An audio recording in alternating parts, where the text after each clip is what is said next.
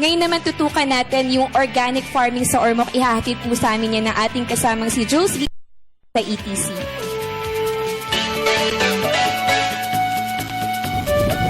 Malaking dagok sa kabuhayan ng mga residente ng Ormoc ang naging epekto ng Super Typhoon Yolanda.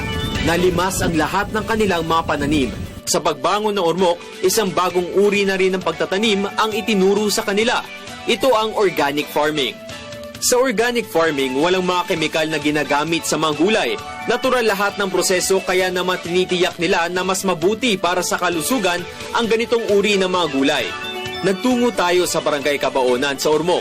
Ang mga pari ng Claretian Missionaries ang isa sa mga nanguna upang tulungang bumang sa saka ng Ormoc. Si Ginang Isegi Laurentin ay nakausap din natin.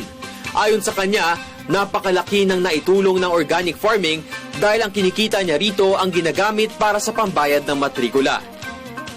Ngunit may naisitanong si Ginang Laurente sa pamahalaan na bagamat ikinagagalak niya na ang kanyang kasalukuyang hanap buhay, ano nga kaya ang plano ng gobyerno para sa kanyang pangmatagalang trabaho na titiyak na makakakain ng 3 beses sa isang araw ang kanyang mga anak?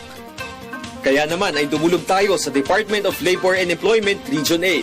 Ayon sa kanilang Assistant Regional Director na si Ginoong Ezekiel Guzman, na matatatagin ang mga gulayan na pinagtatrabahuan ng mga lokal na residente. Dagdag pa niya na hindi lamang mga lupa ang pauularin, kundi gayon na rin ay palalakasin pa ang kapasidad ng lahat ng mga magsasaka. Ayon naman sa konsehal ng Ormoc na si Ginoong Tommy Serafica, may mga kinaharap din silang hamon sa kanilang opisina na siyang nangangasiwa sa mga magsasaka. Farmers, right now, medyo kulang yung tao natin doon sa City Agriculture Office. Although we have technicians, we have technicians for vegetables, for rice, corn, livestock. Patuloy naman ang ng kapasidad sa mga magsasaka tulad na lamang nitong seminar tungkol sa organic farming. Nakausap natin ang ilan sa mga nag-organisa at kalahok ng naturang seminar. Ngunit, ibang isyu naman ang kanilang nabanggit. Ito ay hinggil naman sa illegal logging.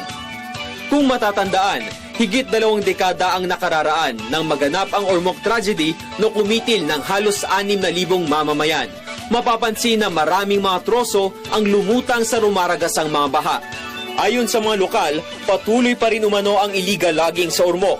Sambit ni Marilyn Raquel at ni Clyde Brangan na sana ay maging patas ang aksyon ng pamahalaan patungkol sa dahil tila nakakalusot naman daw sa mga checkpoints ang truck-truck na puno ng mga troso.